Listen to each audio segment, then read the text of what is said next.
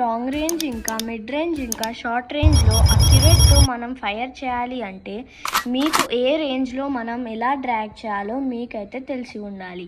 Tip 1, long రేంజ్లో ఉన్నప్పుడు మనం ఎలాంటి డ్రాగ్ యూజ్ చేయాలో ఇప్పుడు అయితే తెలుసుకోండి. ఎప్పుడైనా సరే లాంగ్ రేంజ్లో ఉన్నప్పుడు ఫైర్ చేసేటప్పుడు మన ఎయిమ్ ఎప్పుడైనా రెడ్లో ఉండాలి.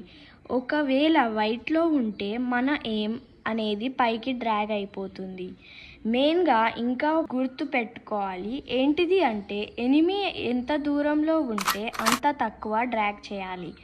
ఇంకా లాంగ్ రేంజ్లో ఉన్నప్పుడు నువ్వు రోజు యూజ్ చేసే స్ట్రైట్ డ్రాగ్ చేసినా కానీ ఈజీగా హెడ్ షాట్ పడుతుంది. కానీ మనం షార్ట్ రేంజ్లో ఉన్నప్పుడు మనం రెడ్ ఎయిమ్ యూజ్ చేసి డ్రాగ్ చేస్తే మన బుల్లెట్స్ అనేటివి బాడీ పైన కనెక్ట్ అవుతాయి. ఎనిమీకి షార్ట్ రేంజ్లో ఉన్నప్పుడు వైట్ ఎయిమ్ని యూజ్ చేసి రొటేట్ డ్రాగ్ అయితే ఫాస్ట్గా చేయండి. బుల్లెట్స్ అనేటివి చాలా స్పీడ్గా హెడ్ పైనకి కనెక్ట్ అవుతాయి. షార్ట్ రేంజ్లో ఉన్నప్పుడు డిస్టెన్స్ తక్కువగా ఉంటుంది కాబట్టి మీరు డ్రాగ్ అనేది చాలా స్పీడ్గా చేయాలి.